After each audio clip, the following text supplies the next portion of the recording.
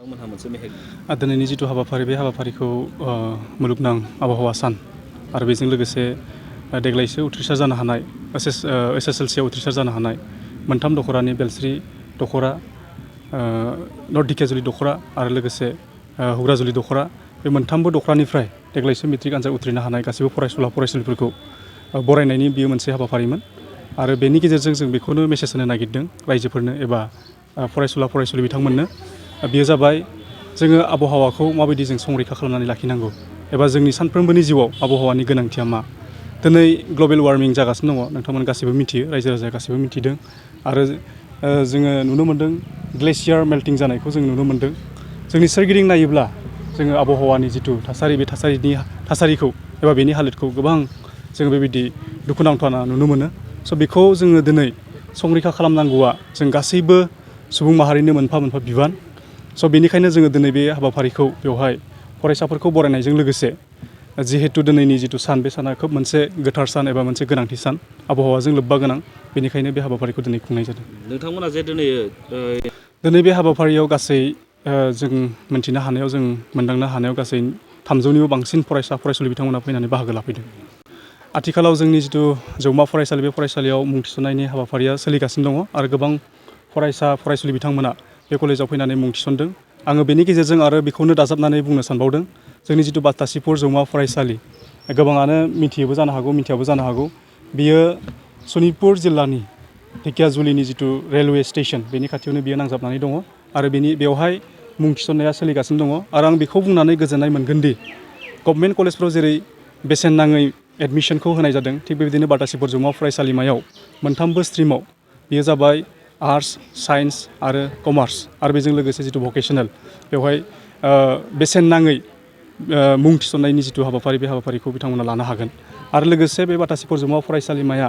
2019 मायथाइयाव दाजादोंमोन आरो गोबां नाजानायनि गेजेरजों देग्लाय बोसोराव बातासिपुर जौमा फरायसालिमाया गासैबो फरायसुला फरायसुलिफोरनो बेसेन नाङै कम्पिउटारनि जिथु कर्स एबा कम्पिउटारनि जिथु सोलोंथाइ बेखौ होनो थाखाय दिनै बे बातासिपुर जौमा फरायसालिमाया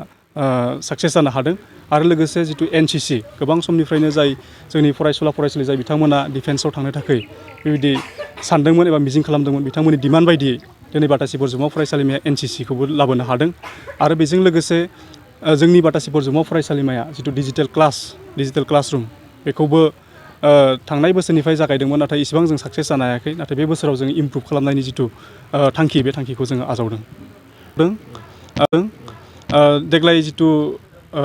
नेपनि फुल फ्लेजेड जानायखौ नोंथांमोना मिडियायाव मोन्दों जानो हागौ एबा आसाम गभर्नमेन्टनि जिथु सोलोंथाइ मन्थ्रि बिथांनि खुगानिफ्राय नोंथांमोना खोनाबाय जानांगौ जिथु बर' बिजों बे बर' बिजोंखौ दिनै आर्ट्सआव बर' बिजोंजों फरायबोनाय फरायसुला फरायसुलि बिथांमोना बेखौ फरायनो हागोन मानोना जोङो निउसाव मोननाय बायदिब्ला एबा खौरांनिफ्राय मोनथिनाय बायदिब्ला पलिटिकेल साइन्स इक'नमिक्स बुहुमखौरां एबा जिअ'ग्राफि हिस्ट्रि बेफोरबायदि साबजेक्टखौ दिनै बर' रावाव दानस्लायनाय जाबाय एबा फरायसुला फरायसुलि बिथांमोना बर' रावजोंनो फरायनो हागोन नाथाय जेंनाया बेसो गुबुन कलेजफोराव जिथु बर' बिजोंजों फरायनाय फोरोंगिरि बे फोरोंगिरिनि गोबां आंखाल नाथाय जोङो बेखौनो गोग्गाना लानो हायो जोंनि बातासिपुर जौमा फरायसालिमायाव बांसिन फोरोंगिरिफोरानो बर' बिजोंजों फरायनानै मास्टार डिग्रिखौ उथ्रिसार जानो हादों बेनिखायनो जोंनि बातासिपुर जौमा फरायसालिमायाव बिजोंनि जिथु जेंना एबा बिजोंखौ लानानै जिथु गिनांगौनि जिथु जेंना बे जेंनाया बे बातासिपुर जौमा फरायसालिमायाव थानाय नङा। बे समाव आङो नैबे निउस पर्टेल नायगिरि बयनिसिम आं गाहाम हामलायनाय जासिबाय दा बेयाव दिनै बातासिपुर जौमा फरायसालि दालाइ एबसुआ ओनसोलाव देग्लायनि ओनसोलनिफ्राय देग्लायनि मेट्रिक आनजादाव सेथि नैथि थामथि थाखोआव उथ्रिसार जानो हानाय फरायसाफोरखौ मान बावनाय हाबाफारि लादों दिनै बे हाबाफारियाव आं बाहागो लाफैनो मोननानै गावखौनो गाव जोबोद गोजोननाय मोन्दों आं आसा खालामदों जायफोर फरायसा फंबाय बिनानावमोना बरायजाबाय बिथांमोननि केरियारा सेफ जागोन आरो बिथांमोना मोनसे गोजौ पजिसन थांनानै हारि समाज आरो हादोरनि आरो नैबे गोग्लैसोनाय ओनसोलनि मोनफ्रोमबो जेंना आरो जेंगोनाखौ बोस्रांना होफैनो हागोन आं बेखिनिखौनो आङो बै फंबाय बिनानावमोन जायफोर बिथांमोना बरायजाबाय बिथांमोननिफ्राय आं आसा खालामो आरो नैबे बातासिपुर कलेजआ नैबे हालामनि मोनसे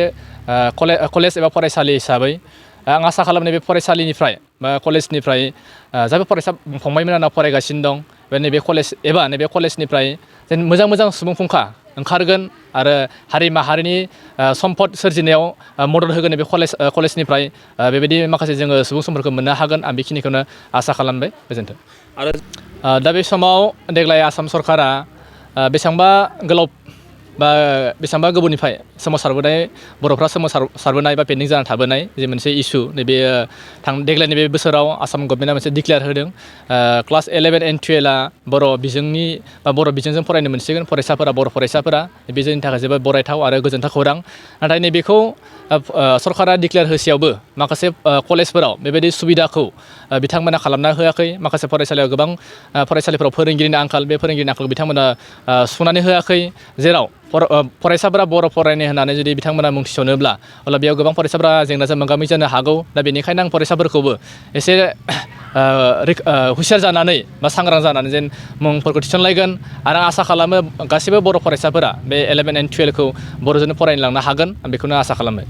बेयाव बुंनो थाङोब्ला जों सनितपुर जिल्ला हिसाबै जोंनि जि फरायसाफोरनि जि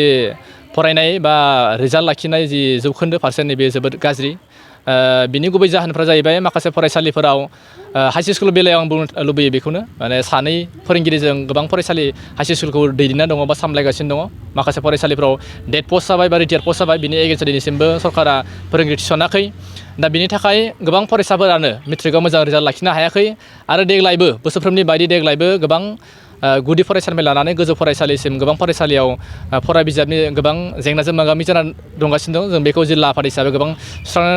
माखासे थाखोनि अफिसारफोरखौ डिपार्टमेन्टनि अफिसारफोरखौ जों लोगो हमबाय आरो बिथांमोननो जोंनि जि जेंना बेखौ जों फोरमायबाय नाथाय बिथांमोना माखासे खामानिखौ मावना होगोन खोथा होदों थेवब्लाबो जों बिथांमोना जिबायदि समाव मावना होनांगौ बे समा एसे डिले जाबाय बेनिखायनो आं आसा खालामो जे सरकारा एबा अफिसार बिथांमोना जोङो बर' मिडियामनि फरायसालिफोरखौ बा बर' बिजोंनि माखासे जेंनाफोरखौ थाबैनो सुस्रांना होयोब्ला जोंनि बे ओनसोलाव जि मोनसे गाज्रि परिबेस फरायनायनि बा रिजाल्टनि परिबेस नैबेयो फैबाय थानाय समाव जुदि बयबो गोसो होलाय लायोब्ला अफिसार बिथांमोना बा सरकारा गोसो होयोब्ला आरो जोङो गासैबो हारि माहारिनि माखासे बिबानगिरि बा आफादनि दैदेनगिरि बिथांमोना जुदि गोसो होनानै सरकाराव नारसिनोब्ला एबा जोंनि गेजेराव एवारनेस लाबोब्ला आं आसा खालामो थाबैनो बे से बोसोरनि गेजेरावनो जोंनि जिल्लानि जि मोनसे रिजाल्टनि मोनसे गाज्रि परिबेस नैबेयो जाफुंसारगोन आरो आं बेखौनो फोसावनो मोननानै गोजोननाय मोनो जोङो सनितपुर डिस्ट्रिक्ट एबसुआ 2019 मायथाइनिफ्राय मिशन 200 जोङो लानानै बा मिशन 200 एबा मेट्रिकआव फार्स्ट डिभिजन 200 जन जिल्लानि गेजेराव जोङो दिहुनथारनांगौ बेखौ लानानै जों खामानि मावदोंमोन जायखौ लानानै जोङो गोबां फरायसालिनि फोरोंगिरिफोरखौ जोङो नारसिनदोंमोन बा बिथांमोनजों बाथ्रा सावरायदोंमोन गोबां आफादनि बिबानगिरि बिथांमोनजों जोङो सावरायदोंमोन बिथांमोना माखासे बाथ्राखौ फोरमायदोंमोन जोंनो फार्स्ट डिभिजन जेरैखि जाया फरायसाफोर नांथारगौ दा बेबायदि माखासे हाबाफारि लानाय बा माखासे आफादफोरनि फोरोंगिरिफोरनि फरायसाफोरनि नाजानायनि गेजेरजों जोङो सनितपुर जिल्लानिफ्राय जोङो देग्लाय 206 जोङो फार्स्ट डिभिजन मेट्रिकआव फार्स्ट डिभिजन जों फरायसाफोरखौ मोननो हादों आसा खालामो आङो फैबाय थानाय समाव आरो बिनिख्रुइबो बांसिनै जों मेट्रिकआव फार्स्ट डिभिजन मोननो हागोन आं बेखिनिखौनो सनितपुर जिल्ला एबसिन जानानै खावलायनायजों लोगोसे आसा खालामनाय थाबाय मोनसे गोजोनथाव खौरां 2023-24 सोलोंथाइ बोसोरनि थाखाय 11-12 थाखोनि गोदानै मुं थिसननाय लानानै फैदों बाक्सा जिल्लानि सालबारि बाजारनि साखाथियाव थानाय सेन्ट जेभियार्स इंलिश स्कुला देग्लाय बोसोरनिफ्राय सेन्ट जेभियार्स इंलिश स्कुलाव आर्ट्स आरो साइन्स आयदानि थाखाय गोदानै फरायसाफोरनि मुं थिसननाया दायो सोलिगासिनो बे फरायसालियाव मुं थिसननाया बेसेन नाङै जागोन आरो डेभेलपमेन्ट फिसा 1000 दानफ्रोमबो टिउसन फिसा 1500 रांखौ फरायसानिफ्राय लानाय जागोन बेजों लोगोसेनो जायफोर फरायसाया मेट्रिकआव 90 जौखोन्दोनि बांसिन मोननाय आरो बिपिएल कार्ड थानाय फरायसाया बेसेन नाङाजासेनो मुं थिसननो हागोन बबेखानि 80 जौखोन्दोनिफ्राय बांसिन नम्बर लानानै उथ्रिनाय आरो बिपिएल कार्ड थानाय फरायसाफ्रा मुं थिसननायाव 50 जौखोन्दो फ्रि जागोन बेबादिनो उननि जौखोन्दो लानानै उथ्रिसारनाय आरो बिपिएल कार्ड थानाय फरायसाफोरनो रेहाय होनाय जादों लोगोसे बे फरायसालियाव फरायसाफोरनि थाखाय हस्टेलनि खाबुबो दं गोसो गोनां फरायसाफ्रा सेन्ट जेभियार्स इंलिश स्कुलाव 11-12 थाखोनि गोदानै मुं थिसननायनि बागै आबुं बाथ्राखौ मिथिनोब्ला नैबे मबाइल नम्बर 9954427791 आव थोंजों स्लट लानो हागोन